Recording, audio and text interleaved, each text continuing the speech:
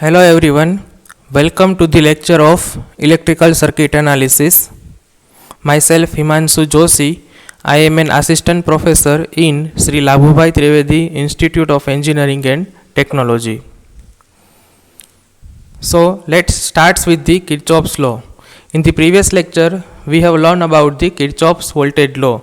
So today we are going to learn about the Kirchhoff's current law. So we already know that Kirchhoff's law is used to find out the parameter of voltage and current in a given network. So application of Kirchhoff's law is to determine the value of voltage, current, voltage drop, EMF across unknown element. We are going to use these various types of law, that is the Kirchhoff's voltage law and Kirchhoff's current law. So now today we will start with the Kirchhoff's current law. So this statement says that in any electrical network, the algebraic sum of current meet at a point, or we can say that junction is equal to 0. The second statement is that the total current leave a junction is equal to total current entering at that particular junction. So now let's understand this statement. Suppose this is the given network and we can say that there are various currents I1, I2, I3, I4 and I5. So now how can we elaborate the Kirchhoff's current law for this particular network? So here current leading towards point A, some of the currents are towards point A and some of the currents are away from point A. So let's assume that incoming current are positive and outgoing currents are negative. This notation we will use in our entire subject, that is incoming currents are positive and outgoing currents are negative. So consider this point A. We can say that current I1 is incoming, current I4 is also incoming, and current I5, current I2 and current I3 are outgoing current. So I1 and I4 are positive, I2, I3 and I5 are negative. So we are going to add, or we can say that algebraic summation for this current is must be equal to 0. So I can write plus I1 because it is incoming, I2 is outgoing, so I can write as negative. Again I3 is outgoing, so I will put minus sign. I4 is positive and I5 is negative, and that summation is equal to 0. So we can say that I1 minus I2 minus I3 plus I4 minus I5 is equal to 0. And again I can simplify that I1 plus I4 is equal to I2 plus I3 plus I5. So I1 and I4 are incoming current, I2, I3, I5 are outgoing current. So we can say that incoming current is equal to outgoing current. Again for second network, we can say that I1 is incoming for node A and I is incoming for node A, and I1, I2, I3 and I4 are outgoing from node A. So we can say that incoming current is positive, outgoing is negative. So plus I minus I1 minus I2 minus I3 minus I4 is equal to 0. So I minus I1 minus I2 minus I3 minus I4 is equal to 0, and I is equal to I1 plus I2 plus I3 plus I4. So I is only incoming current in this case and remaining are outgoing current. So we can say that algebraic summation at node A is equal to 0. That is the statement for Kirchhoff's current law. So we know that the direction that we have already discussed, that the direction of current flow may be assumed either clockwise or anti-clockwise, and the assumed direction of the current is not the actual direction. If that actual direction is opposite that of the assumed direction, then we have a minus sign that we have already learned in our Kirchhoff's current law. And if answer is positive, then assumed direction is same as actual direction, But we have to keep in mind that once we have assumed the direction for a particular loop, that has been same should be used throughout the solution of the equation. That means that at each and every point we cannot change the assumed direction. The assumed direction should be throughout remain same for that particular example or that particular circuit. So that is the assumption that we have to use. Okay, now let's try to solve some basic numerical for Kirchhoff's voltage law and Kirchhoff's current law. So in this particular example, the question is, what is the voltage Vs across the open switch in the below circuit? Here the circuit is shown. We have to find out this voltage Vs.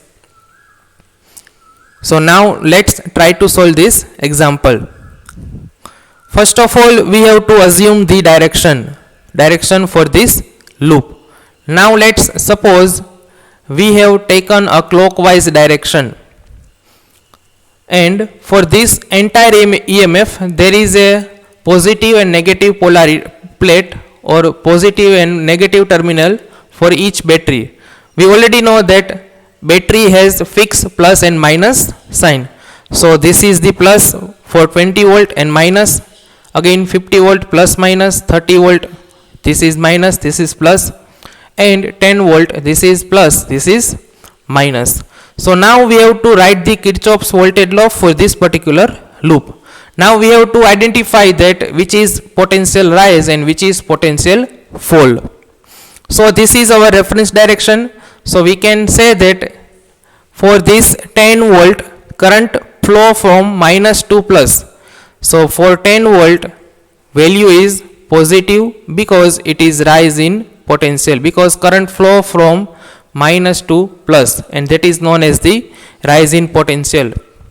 Again for 20 volt current flow from assumed direction is from plus to minus. So for 20 volt value is negative because it is fall in potential. Again 50 volt the direction flow from plus to minus, so again it is negative, so 50 volt that is the negative because fall in potential. In case of 30 volt the assumed direction is minus to plus, so that is known as the rise in potential. So for 30 volt sign or value is positive because it is rise in potential. Again for this unknown EMF we are having a given sign of minus to plus, so we can say that Vs is positive because there is a rise in potential. So now we can able to write the Kirchhoff's voltage law with assumed direction or assumed sign. So 10 is plus, 20 is minus, 50 is minus, 30 is minus, and Vs is plus. So I can say that 10 minus 20 minus 50 plus 30 plus Vs equal to 0, and by means of this way we will get the voltage Vs is equal to 30 volt. So this is the procedure to write Kirchhoff's voltage law in any circuit or any loop. Now let's discuss our second example. The statement is, by using Kirchhoff's current law and Ohm's law, find the magnitude and polarity of voltage V. Find the value of magnitude and polarity of voltage V. The direction of current sources are so on. We have given the direction of current 30 ampere and 8 ampere. So now let's try to solve this numerical. So first of all we have to assume the direction of unknown branch current, that is the branch of 2 ohm branch of 6 ohm and branch of 4 ohm, because we have given the direction of these two branches only, 8 ampere and 30 ampere. So let's suppose assume that from node A current I1, I2 and I3 are outgoing current. Current I1, I2 and I3 are outgoing current, and the polarity of voltage is plus sign over here and minus sign over here, because current I2 is enters at this point, so this should be plus and this should be minus. And assume that node A is having voltage V. So we have assumed I1, I2, I3, and node A voltage is V volt. So now we can able to apply the Kirchhoff's current law at node A. So I1, I2 and I3 are outgoing current, so that is the minus. 8 ampere is also outgoing current, so it is also a minus, and 30 ampere is incoming current, so we have to write plus 30. So KCL equation will be minus I1 plus 30 minus I2 minus I3 minus 8 is equal to 0. So we have equation like this: I1 plus I2 plus I3 is equal to 22. Okay, so this unknown current is I1 plus I2 plus I3 is equal to 22. Now we can use our Ohm's law. So this particular current is equal to this node voltage divided by resistance. So I1 is equal to V by 2, because we have assumed that at node A voltage is equal to V volt. So I2 is equal to V by 6, because I2 is having a 6 ohm resistance and voltage is equal to V volt. Same I3 is equal to V by 4, because the resistance is 4 ohm and voltage is V volt. We can take B as our reference voltage. That means B is equal to 0 volt. We can take B as our reference. So entire node voltage is equal to V volt. So we have find out I1, I2 and I3 in terms of V.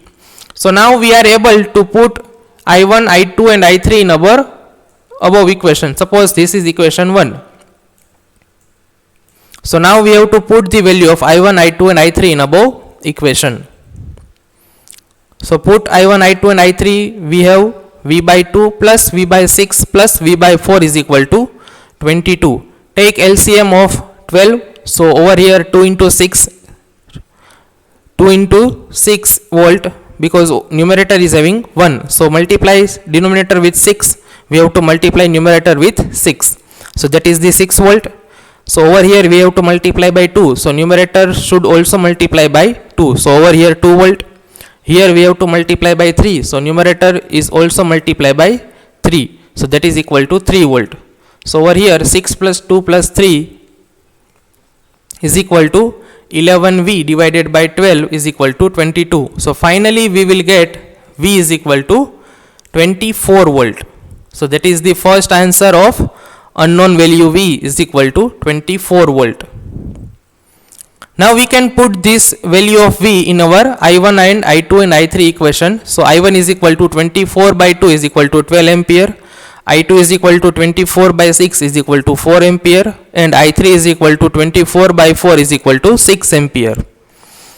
So again you can note that the I1 and I2 and I3 is having a plus sign. So we can say that positive sign of I1 and I2 and I3 indicates that the direction we have assumed is same as actual direction. So we can say that positive sign indicates that the actual direction of current is same as the direction that we have assumed.